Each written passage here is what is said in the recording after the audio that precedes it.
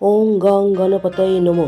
Sangeeta the crazy traveller চ্যানেলে আরও একটি নতুন ভিডিওতে আপনাদের সকলকে স্বাগত। আজ গণেশ চতুর্থীর পুণ্যতিথিতে গৃহমন্দিরে স্থাপনা করলাম সিদ্ধিবিনায়ককে। লাল চন্দন ও সিঁদুর পরিয়ে পান পাতার উপরে 21টি অক্ষত হলুদে রাঙানো চালের উপর বসালাম গণপতির দুই স্ত্রী ঋদ্ধি ও সিদ্ধিকে।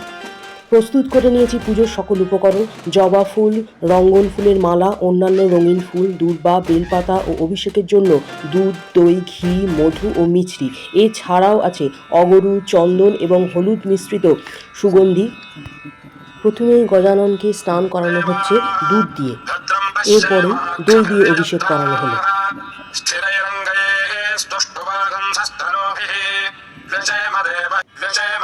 এরপর গজাননের সর্বাঙ্গে লেপন করা হচ্ছে ঘৃত।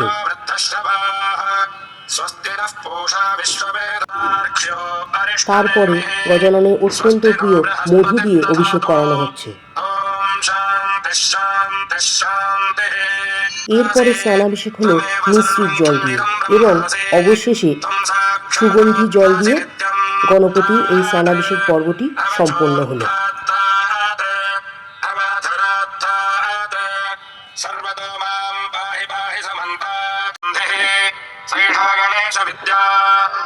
স্নানাভিষেকের পরে নতুন বস্ত্র পরিহিত, লাল পুষ্পমাল্যে সুসজ্জিত ও দুর্বাদনে শোভিত গণপতির রূপ দর্শন করুন।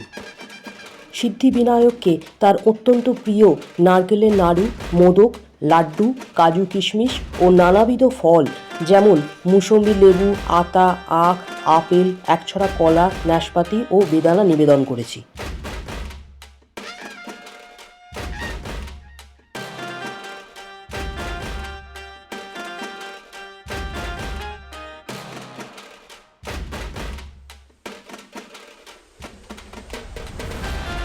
এছাড়াও নিবেদন করেছি তাম্বুল বা পান, হলুদ, সুপারি, 21টি অখণ্ড আতপ চাল এবং 16 আনা।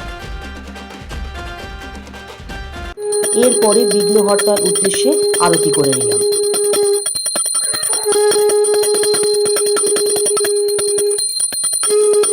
আশা করি ভিডিওটি সকলের ভালো লেগেছে। লাইক, কমেন্ট ও শেয়ার করবেন এবং চ্যানেলটিকে সাবস্ক্রাইব করে আমার পাশে থাকবেন। অনেক অনেক ধন্যবাদ।